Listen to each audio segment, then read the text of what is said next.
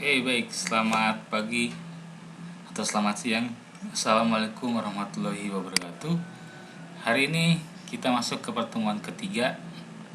Jadi untuk perkara atau permasalahan hari ini adalah membahas tentang ragam bahasa Indonesia. Nah, teman-teman, dalam hal ini kata kuncinya adalah berbagai macam keragaman yang ada dalam bahasa itu apa sih?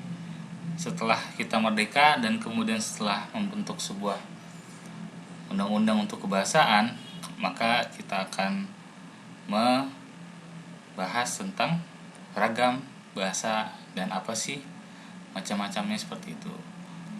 Baik, ini adalah pengertiannya, yakni ragam bahasa adalah variasi bahasa menurut pemakaian yang berbeda-beda, menurut topik yang dibicarakan, menurut hubungan pembicara, kawan bicara, orang yang dibicarakan, serta menurut medium pembicara. Menurut Bachman tahun 1990.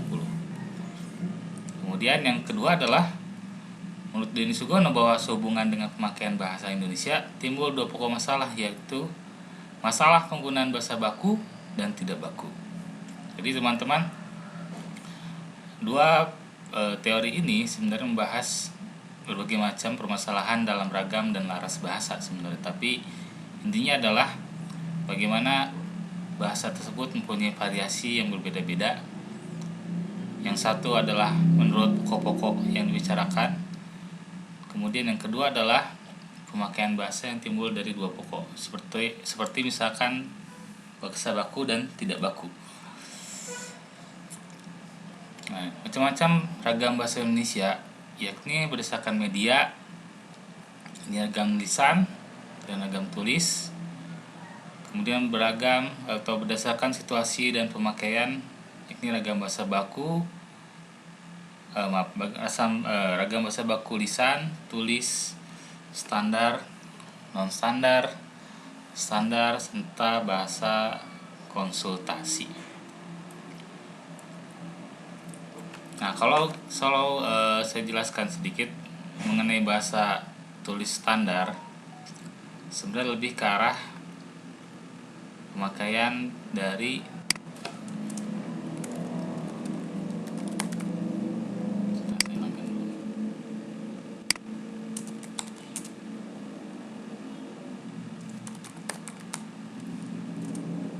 dalam instansi atau lembaga tertentu sebenarnya.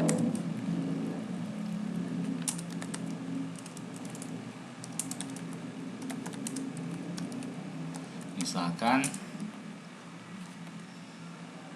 dalam keteknikan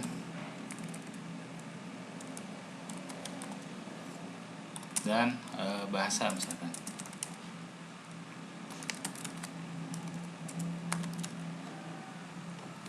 Kedua ini merupakan bidang yang berbeda dan mereka punya standar masing-masing dalam pemakaiannya seperti itu. Kemudian yang non standar, misalkan pemakaiannya berdasarkan kesepakatan atau di luar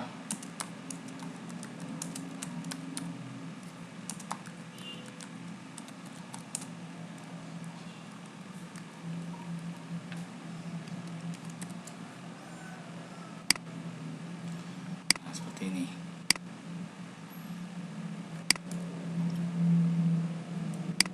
Nah, semi standar sebenarnya adalah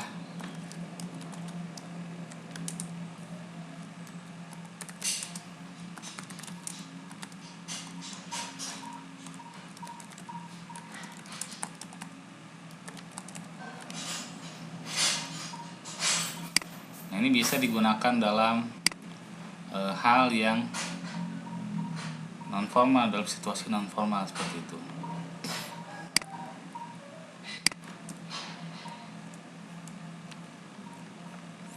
Kemudian ragam bahasa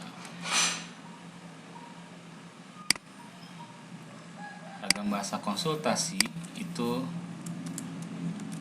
ada dalam dunia pendidikan.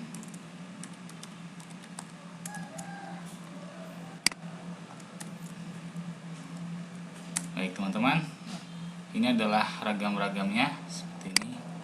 Kemudian Sebab-sebab timbulnya ragam bahasa menurut ahli yakni ada 3, yakni faktor budaya atau letak geografis, faktor pendidikan, dan sikap penutur.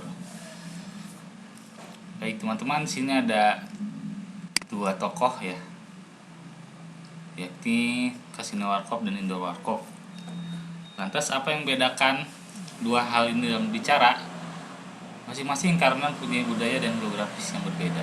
Kita ketahui bahwa Kasino dua-duanya berasal dari daerah Jawa, namun Kasino berasal dari daerah, kalau tidak salah ya, mungkin dikoreksi, itu daerah Pemalang, dan kemudian Indro berasal dari daerah, untuk Kasino sendiri lahir di Kecamatan Gombong ya, daerah Kebumen.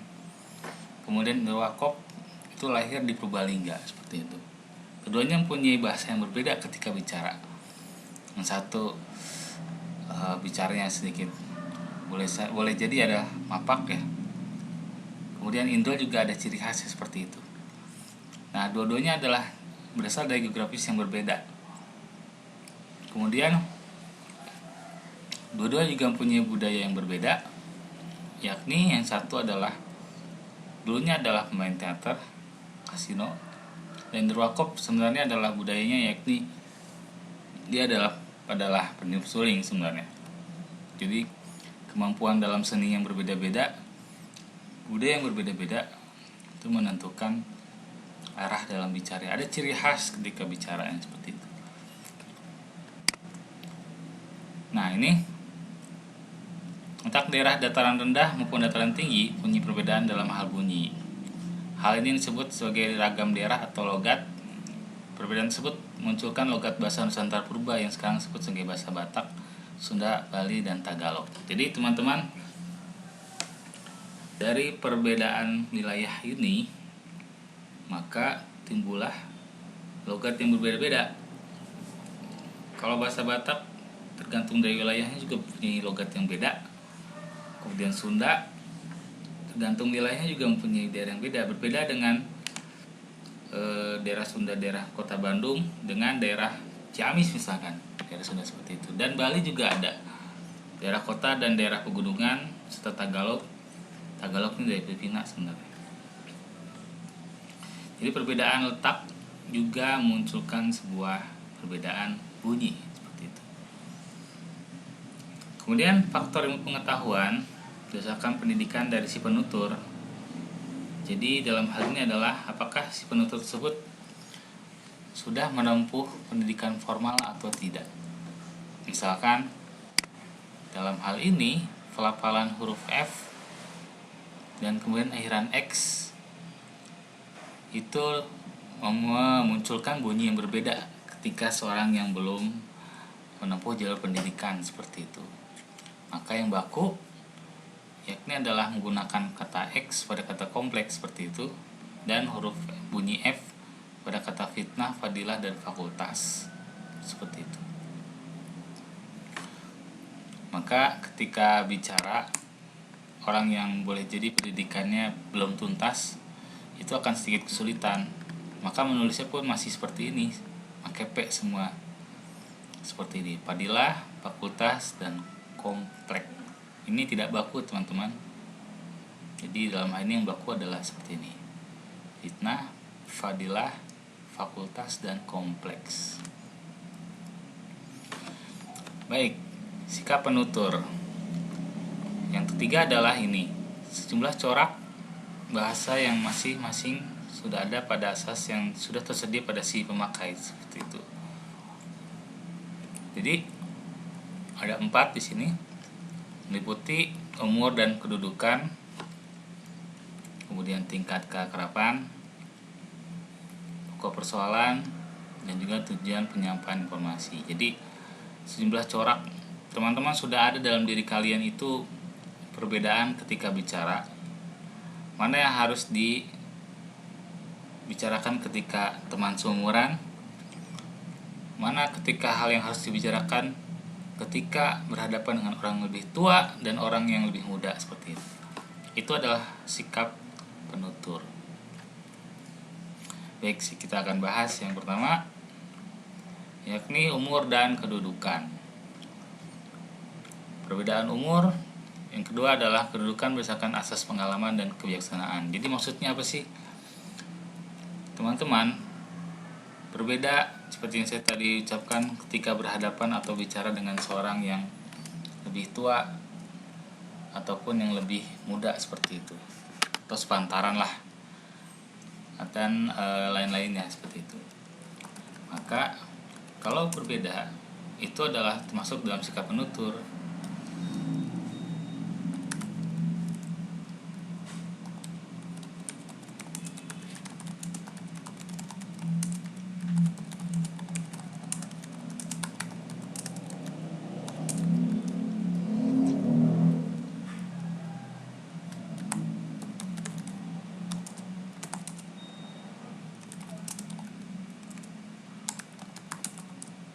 Nah, seperti ini.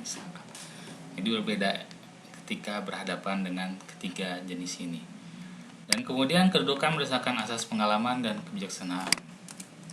Tentunya ketika berhadapan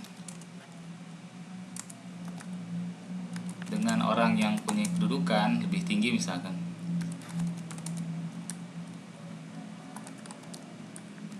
gubernur dan pejabat lainnya yang punya pengalaman maupun guru. Guru itu adalah seorang yang kita hormati karena kebijaksanaannya, maka berbeda gaya bicara, berbeda cara berbicaranya pun berbeda seperti itu ketika berhadapan dengan hal tersebut.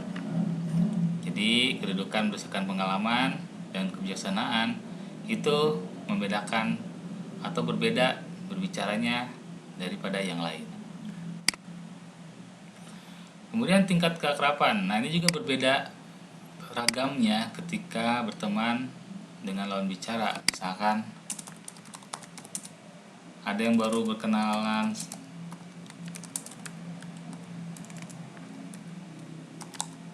kenal baru satu bulan misalkan.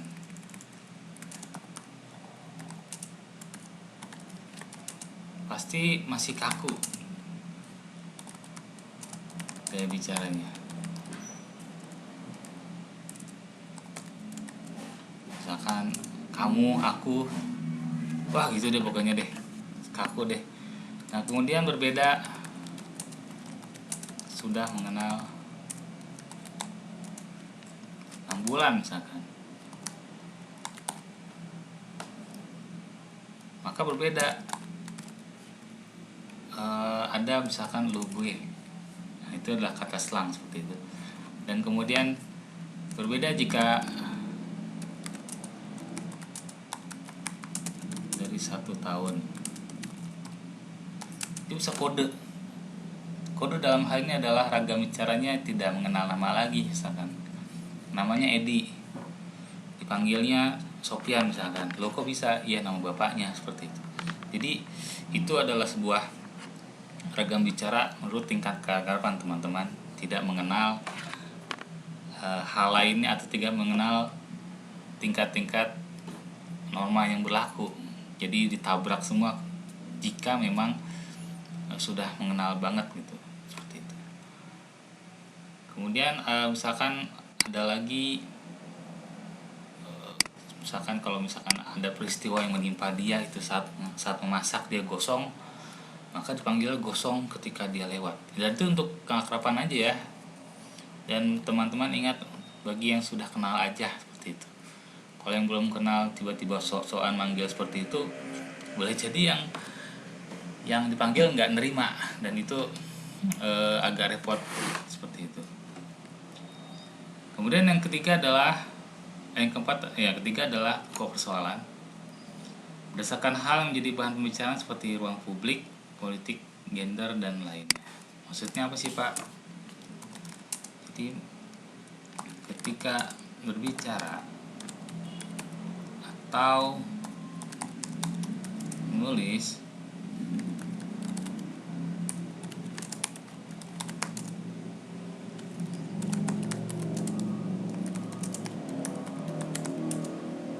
nah seperti ini. Jadi berbeda ketika kita bicara di ruang publik dengan di ruang kelas misalkan. Boleh jadi di ruang kelas itu saya sendiri masih memakai semi formal. Semi artinya ada bahasa yang formal, ada bahasa yang enggak formal juga, seperti itu. Nah, ada istilahnya juga. Misalkan dalam ruang publik kita mengenal namanya moral, seperti itu. Kita mengenal namanya ruang-ruang yang bersifat umum, seperti itu. Tidak sesuai dengan tidak sesuai dengan keinginan kita. Maka perlu adanya bahasa Indonesia yang formal untuk hal itu. Dan kemudian politik ya banyak istilah asing seperti misalkan reshuffle, banyak istilah yang namanya sidang paripurna dan lain-lainnya seperti itu. Dan gender misalkan ada istilah namanya emansipasi, ada istilah namanya kebutuhan domestik seperti itu, kerjaan domestik dan lain-lainnya seperti itu. Jadi pokok persoalan adalah yang menjadi bahan pembicaraan seperti di ruang publik, politik dan lain-lain. Oke, tujuan penyampaian informasi berdasarkan tingkat keperluan dalam penyampaian informasi, apakah sangat penting, dan tidak penting. Contoh informasi yang sangat penting, misalkan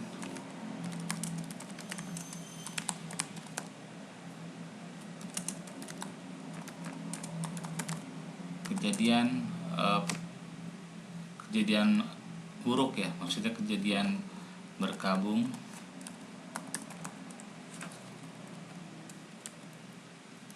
situ ada info detail tentang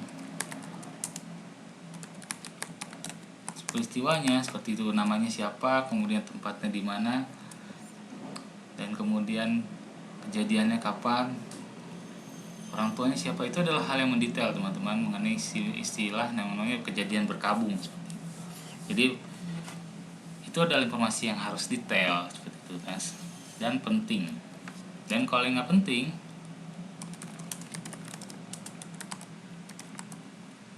boleh jadi berita mungkin bisa dikoreksi ya.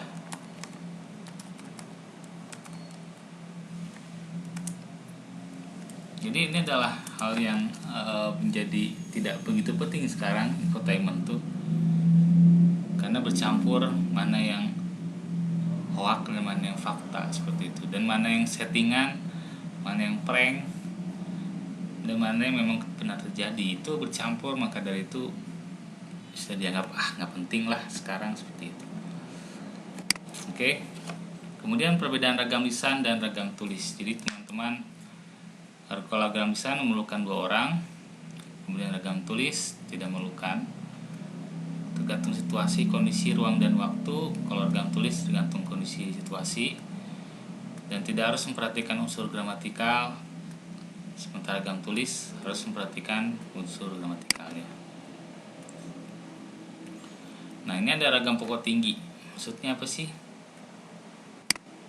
Jadi dalam ragam pokok tinggi ini muncul karena keutamaan fungsinya sebagai sarana perpustakaan dan kesusastraan yang muncul pada suatu masyarakat. Teman-teman, dalam sebuah ragam pokok tinggi itu dimisahkan adalah upacara-upacara adat, dan kemudian ada dalam penulisan sebuah karya sastra yang tinggi seperti itu. Upacara adat, beberapa daerah menggunakan ragam pokok tinggi, ragam bahasa tinggi seperti itu. Dan kemudian ragam bahasa yang formal ketika ada upacara-upacara kenegaraan seperti itu. Nah, ragam pokok tinggi bisa digunakan untuk pidato resmi, khotbah, kuliah dan lainnya yang bersifat ilmiah. Ini ragam bahasa tinggi ya. Kemudian perkembangan ini memiliki perkembangan dalam bidang ejaan, tata bahasa dan kosakata dikodifikasi. Kosakata itu adalah istilah-istilah yang masuk ke dalam ranahnya masing-masing. Ragam rendah. Nah, ragam rendah itu apa sih? Artinya tumbuh dari berbagai rupa dialek rakyat. Teman-teman mungkin ingat masalah Melayu Pasar, itu adalah sebuah dialek yang rendah sebenarnya, karena sifatnya adalah bercampuran percakapan teman-teman sebaya, kemudian cerita rakyat dan kegiatan lainnya yang bersifat non formal seperti itu. Tetapi ragam ini juga mempunyai sebuah perkembangan. Jadi tidak untuk kemungkinan dia hanya berhenti saja seperti itu, tidak. Justru perkembangan bahasa itu terdapat dalam sebuah ragam bahasa rendah. Seperti misalkan kalian tahu kamus bahasa Salon itu sebenarnya adalah ragam bahasa yang timbul dari komunitas tertentu dan kemudian mereka gunakan dalam komunitasnya juga, sehingga menjadi sebuah fenomena dalam percakapan di Nusantara seperti itu. Ada istilah-istilah tertentu yang boleh jadi kita nggak kenal ya, yang mereka sangat kenal seperti itu. Oke. Kemudian di sini ada ragam atau fungsi bahasa baku, yakni sebagai pemersatu, kemudian sebagai pemberi kekhasan, sebagai pembawa kekhasan, dan sebagai bahasa acuan. Maksudnya apa sih Pak sebagai pemersatu? Ya, sebagai pemersatu maksudnya adalah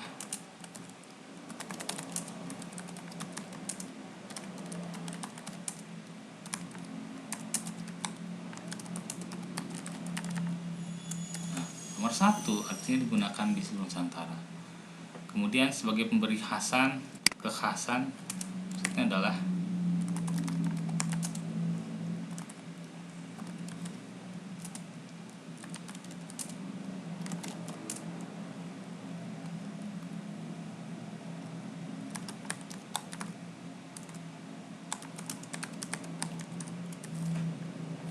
jadi ketika kita misalkan mau berkunjung ke suatu daerah atau mau membaca suatu buku, kemudian ada suatu bahasa baku yang digunakan, maka boleh jadi pemberi khasan dalam hal itu adalah bahwa dia adalah orang yang terdidik, bahasanya rapi, maka dari itu dia sudah terbiasa banyak membaca buku, dan seperti itulah orang-orang yang berbahasa baku yang khas seperti itu. Yes.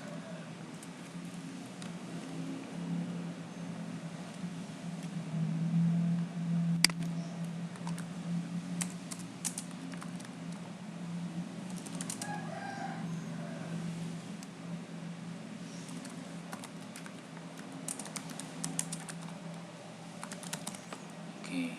Sebagai pembawa kekhasan maksudnya apa adalah? Maksudnya adalah sebagai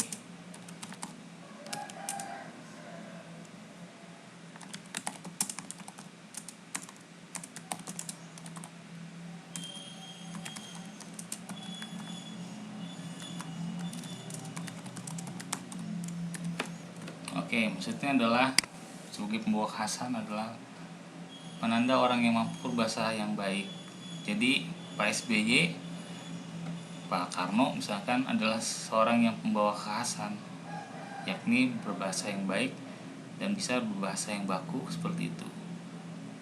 Dan kemudian sebagai bahasa acuan, ya ini adalah digunakan di seluruh Nusantara, artinya sebagai bahasa yang merujukan atau sebagai bahasa yang digunakan mana yang baik dan mana yang betul.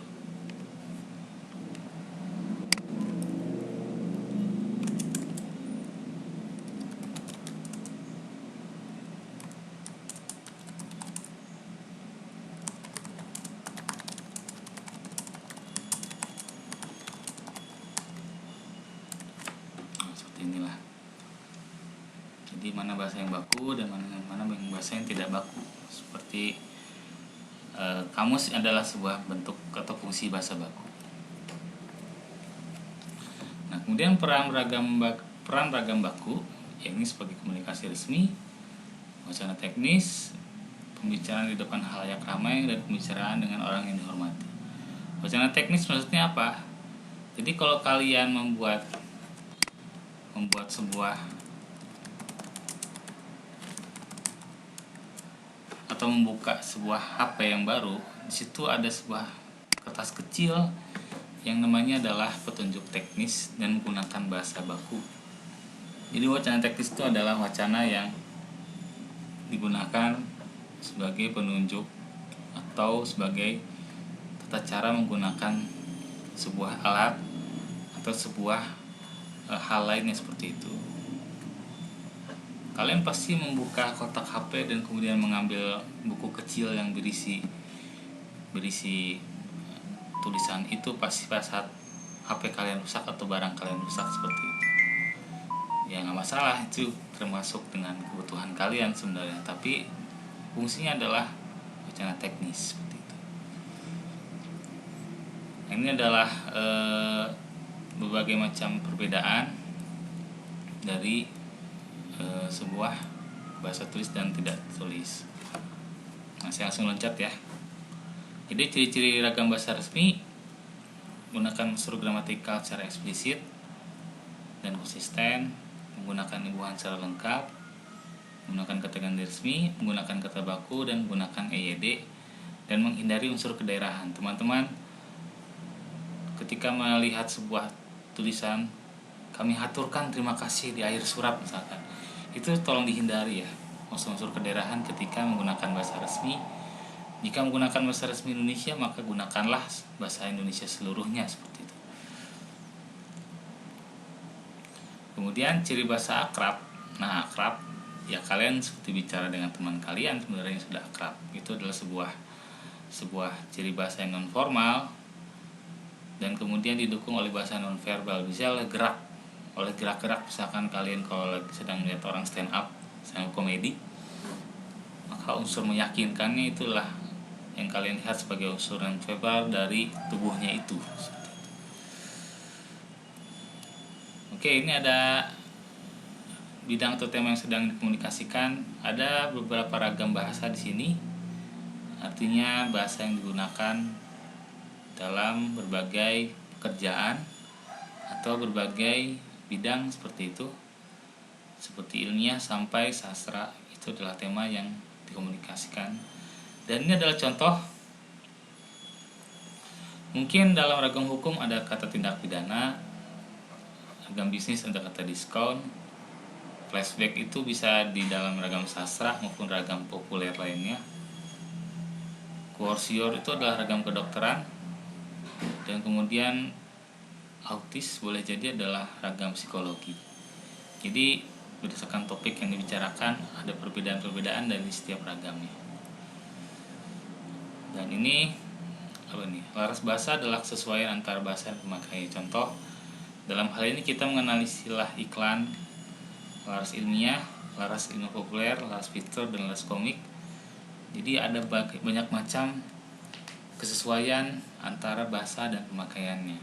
Maksudnya apa? Maksudnya adalah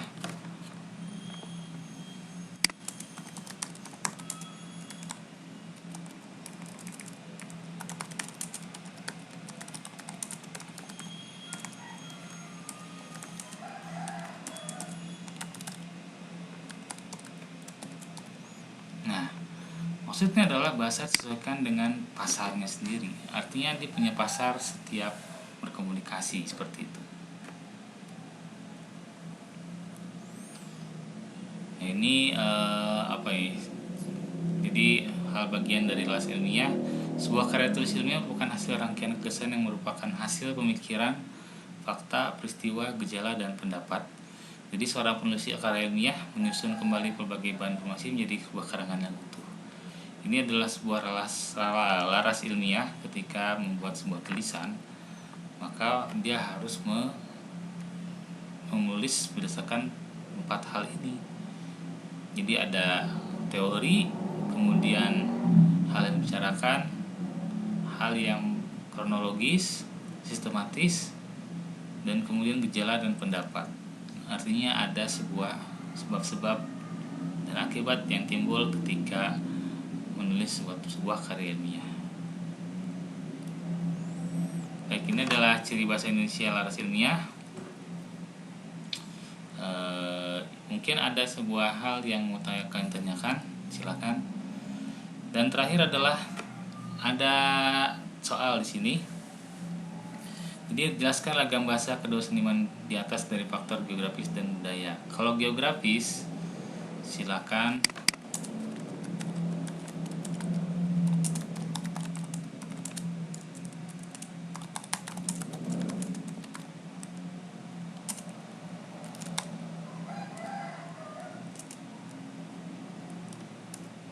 asal usul kedua orang tersebut,